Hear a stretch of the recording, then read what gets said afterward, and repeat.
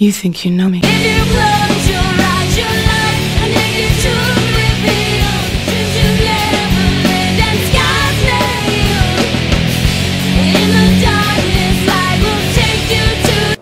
Hello, this is The Chosen One. I just wanted to make a video about a book I read and also talk about a few things. Let's talk about the Chris Benoit tribute.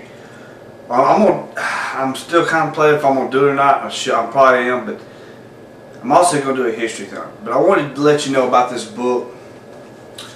It's called Ring of Hell, Chris Benoit, and the rise of. It's the story of Chris Benoit and the fall of the pro wrestling industry. It's a good book. Read it, enjoyed it. It's just, there's a lot, a little touchy situation, but I've seen Legend Killer 410 and I've seen Assault and Battery 777 show their WWE encyclopedia, so I figured I'd show mine. Everybody see that. Also, I have belts, as you can see right here. They're not replica belts. These are the plastic belts. Replica belts, there's only one replica belt I have. I was going to get some more, but man, it's just too much money to spend on the belt there like that. But I did get this one. This is not the WWE United States Championship. This is the WCW United States Championship replica belt. I just figured I'd show y'all that and everything, but I'm starting to work on my room again here. This is not my bedroom. This is one of my spare rooms, a guest room, I guess you'd say, here at the house. And I'm putting all my wrestling memorabilia up because I hadn't been here but about a year. Been here a year in June. And I just never pulled all my wrestling stuff out and put it up, but I figured I'd show you a few things, I got plenty of plastic belts. I've always collected those, But I got this old Intercontinental Championship plastic belt. I just like the plastic belts. I don't know why, just do. I also got the Undisputed Championship belt. Enjoyed it. It's a plastic belt too. Also got the European Championship. Figured I'd show you that. Oh, I think everybody's done seen the Buff Bagwell hat. That was one of my favorite things. I actually got it from Buff. Got the classic old Triple H. Now I haven't pulled everything out, so I'm just showing you what I have pulled out from the basement upstairs. I have all this in boxes, but I just hadn't had time to get everything down. Brother Love.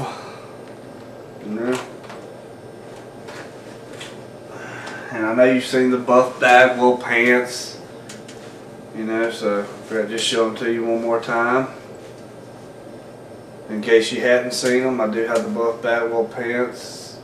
Buff signed them right there. But I'm borrow the camera here for a minute and show you my figures back here. Some of them I pulled out. As you can see, I got the ECW World Heavyweight Championship plastic belt. Got the Mr. Kennedy Unmatched Fury. The Mankind Unmatched Fury. Mr. Perfect Unmatched Fury. The Umaga Unmatched Fury. And the Intercontinental Championship. I'm getting this built up, so. And a lot of people, they collect figures and stuff. I collect them. I collect a lot of wrestling stuff, anything wrestling, I like wrestling stuff. But I'm also a big Alabama fan, football fan. So I collect all the Bear Bryant's memorabilia and everything too. But I just figured I'd make this one room here all wrestling and do the other room all Alabama because I got 2 spare bedrooms in there. I figured I'd do it. Alabama. So, but anyway, I just want to talk about the Chris Benoit tragedy. It's terrible.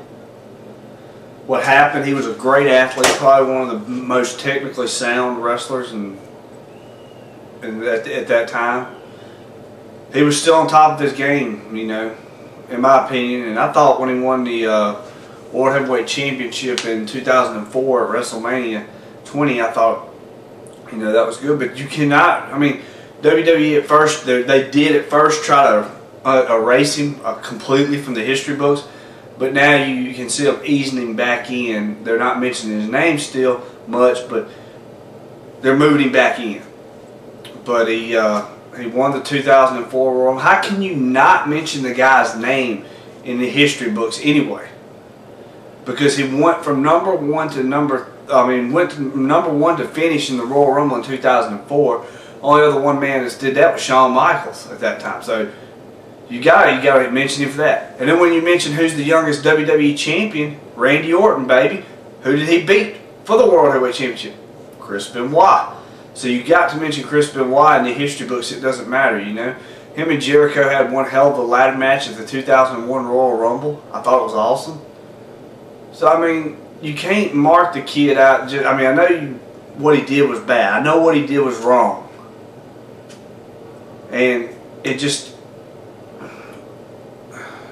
was rough, you know. I remember I did not get to watch Monday Night Raw that night because I had to go.